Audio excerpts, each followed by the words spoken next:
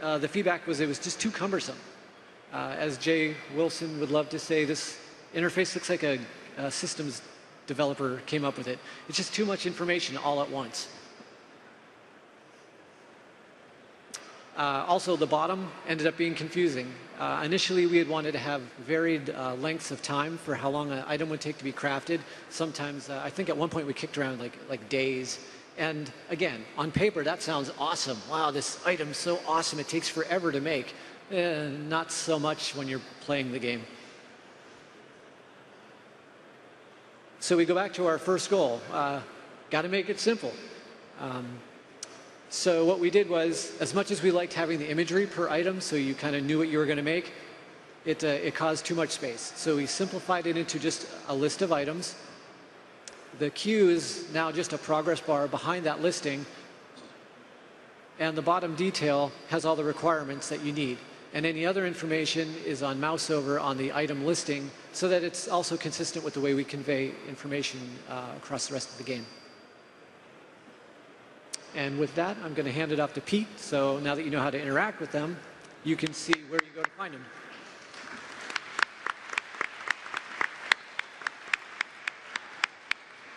All right. So we knew early on we wanted to have a caravan that for the artisans to follow the player around through their quest. We knew we wanted them to be very different and have unique feels, unique shapes. So we came up with a caravan design theory for the visual design for the actual wagons themselves. We started with the blacksmith. We went with some blocky, aggressive shapes, thick woods, heavy metals to help accentuate the blacksmithery of the blacksmith. The mystic, we went with a lot of round organic shapes, some vibrant cloth, a lot of nature themes, so it felt completely different from the blacksmith. Then with the jeweler, some triangular shapes, some thin, warm woods to contrast with the blacksmith thick, beefy stuff, and some intricate, detailed bling. All right, so we knew we wanted to have these guys actually level up and progress, and we thought it would be way better to actually have their environment level up instead of just their wardrobe. So on the left side there, we have how you get the blacksmith. When you first get him in the game, he's very simple, low level, and as you level him up through the game, he gets better, and his cart obviously gets more exaggerated, more over the top. The themes get more and more prominent. The metals get stronger, the woods get thicker, and he gets more and more epic gear. So here is the Mystic, same thing. On the left side, this is a low level. We had a little bit of a tough time designing her early on because we knew we wanted her themes to be nature themes and vibrant cloths and round wood. But early on, her stuff looked very similar to the blacksmith because we wanted the wagon to feel really simple and really low level to begin with. So we decided to actually make the layout round, and I think that helped a lot to diversify them. And then here's the jeweler. The jeweler had a completely different problem because when you're thinking about a low level versus a high level, with the blacksmith, you can have very simple rusty daggers and tiny little buckler shields, and later levels you can just get crazy with giant flaming two-handed maces and just really epic stuff. It's very clear to see. And the same with the Mystic, huge wands and stabs and lots of great big magic stuff. But the jeweler has these little tiny itty-bitty jewels and trinkets and all that stuff. And we can't make them too big, even in the late levels. So we actually ended up making the wagon itself much more opulent. And as it levels up, it gets a lot of like gold plating and a lot of just intricate details all over the actual wagon itself. Ready for the last, Jay? Yep. Yeah, I'm ready. All right, everyone gets to level up in Diablo, even the vendors. So we posted this on the web a little while ago, but we like it so much, we're just show it again. Boom. All right. So later, we've only got a little bit of time for questions, but at 3 o'clock today on the main stage, we'll be doing a full hour of Q&A. So if you don't hear the question that you're hoping for, if you don't get to ask the one you want to, definitely come to that Q&A and we'll get it answered for you. How are we doing on time?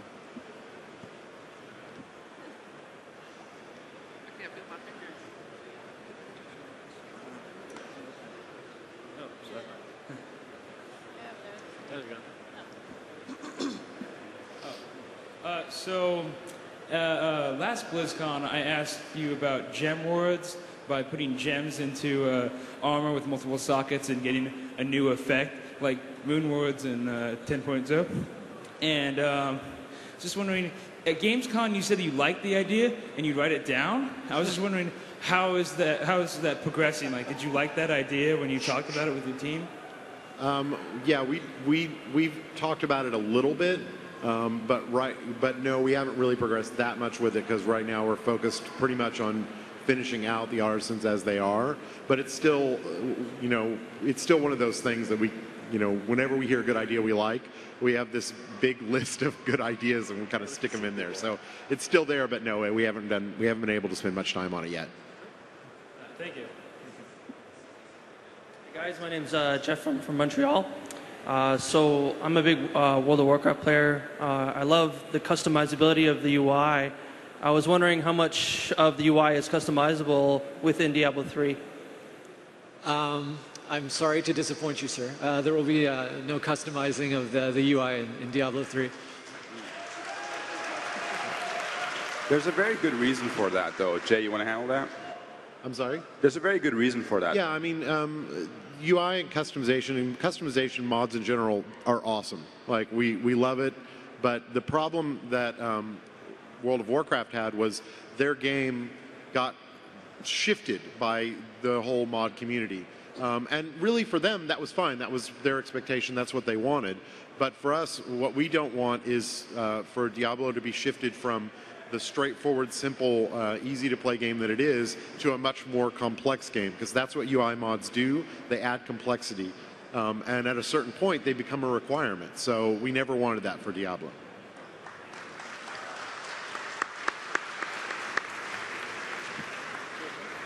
Hi guys. First, thanks for creating this awesome game. We're really looking forward to it. My question's kind of a half question. Single player versus multiplayer. When your friends come in and you have the vendors and they level up, let's say you have a level 2 or 3 blacksmith and my blacksmith is only level 1, will that transpose over or will my vendor still be level 1? So our intent right now is we worked a lot on how we were going to do this, and we played with it a lot, and we had all kinds of crazy ideas, like we'd have a multi-town that everybody's vendors would show up in. What we've learned is that people generally just want to see their own vendor and access their own vendor, and if there's some benefit that like a friend has, that generally they'll just give those things to you, like, oh, here's a cool sword that my vendor has, here it is. Or, hey, give me your sword and I'll enchant it for you. So we've found that being able to just see your own vendor has been the best way to go. Now, as we continue to play the game, if we come up with a different solution or if we find people are wanting to play it differently, then we can change it pretty easily. And then on that, the PvP, are we still going to be able to access those vendors in the PvP world versus single player? Has that been decided? Our PvP game is completely separated from the PvE game. So it's only there's not a grand world. There's the arenas where people go and fight. And we did that intentionally because we don't want PvP game balance to ever dictate PvE game balance. It's all about co-op and monster killing for us. We never want to nerf a skill because it's too powerful in PvP. So in general, when you go into PvP, all your skills are going to do what you think they should do, but they may be tweaked a little bit so that they'll be balanced for PvP and then return to normal back into PvE. Thank you. Hi guys, how's it going? I love Diablo. My question is basically when you play through the game on Diablo 2 and you get all your awesome gear and you look just fantastic at the first playthrough, when you go back through Nightmare, unfortunately, you have to ditch all your great gear for the piddly-looking hatchet and all the lame helms and stuff. So in Diablo 3, will you get to maintain your look, or do you have to go back to using the not-so-great-looking gear? Oh, we got good news for you. So yeah, in Diablo 2, the gear reset. Look, in Diablo 3, it does not. The gear, there's 18 like tiers. Tiers is not. I mean, it's a term that we use. It doesn't actually mean the same thing that it does on World of Warcraft, but it's just an easy term for us. But there's basically 18 tiers. There was more like about 6 to 8 in D2, and then they just repeated them. So those go between normal, nightmare, and hell. So you just get progressively better looking throughout the game. Thanks. Letting everyone know, we have time for a few more questions. In case you don't have time to ask a question, we will have Diablo 3 open Q&A at 3 p.m. at the main stage. Hey guys, my question's about the dyes. You said that you acquire rare dyes and everything. If I use a dye at the beginning of the game and I ditch that armor for a different armor, will that colored dye get planted onto the new armor that I used? So no, it won't. And part of the reason for that is we want to make sure that there are always, there's always a reason to look for more. Like if you found one black dye and then never needed it again, that would kind of make it not that interesting next time it dropped. But it's not just that you don't just dye one part of your armor. It's important to note that you can dye your pants different from your jacket, different, you can dye a lot of different pieces of armor. So you will need to, if you acquire a new armor, you'll need to dye that again. But we haven't determined like quite the rarity where the sweet spot is. We need to make sure that black dye is really cool and you look different, or red dye when you have that on there. But we don't want to make it punishing. I should also add that there are sort of in some cases there are diet versions of the cool color. Like there's a really awesome red and there's like a pretty good red, and the pretty good red is not that hard to come by. So you can kind of say like, hey, it's a nice red jacket you got there, buddy. It's not as cool as mine, but it's pretty cool. So that's how it works. Thank you. Hi, so my question is, you've said repeatedly that one of your goals for Diablo 3 is to design so your character feels more awesome, more powerful. And I was wondering, in Diablo 1, it was the opposite. Your character felt very frail and always threatened when you're going through the dungeon. So why did you make that decision? Is there going to be anything in Diablo 3 that will make you feel like that? And what would you say to players who want that? Oh, we're going to kick the crap out of you. Don't worry about that. I know when we show the builds, like we're showing very early parts of the game and it's normal difficulty, and everybody remembers Diablo 2, the normal difficulty was pretty easy. We're really trying to hit a sweet space between the original Diablo and Diablo 2. It was great that Diablo 2 was very approachable early on, and that's the game that we want. But the original Diablo, was terrifying, and that was great too. So as you progress through the difficulties, the game's going to become increasingly harder, and a lot of the things that we're putting into the game, like the changes to the health mechanics and the addition of the hotbar, a lot of these are so we can actually make monsters more threatening to you. In Diablo 2, if you could just potion spam and town portal away from every threat, you actually never felt that threatened. So that's why we're trying to fix all those issues in Diablo 3, so that when you go into hell difficulty, you're terrified. So definitely, you don't need to worry about that. Thank you. Just letting everyone know, we have time for one more question. Regarding, say, a Diablo 3 Collector's Edition, what would be an exclusive in it? Like a slight different look to an armor set, or what? We haven't talked about the Collector's Edition yet, so I'm not sure what would be in it. Something cool, I'm sure. But yeah, we haven't talked about it at all, actually. Thank you. Okay, thank you. That is all the time that we have today. Please give a round of applause for our Diablo 3 development team. Thanks. Join us next on the main stage for WoW Class question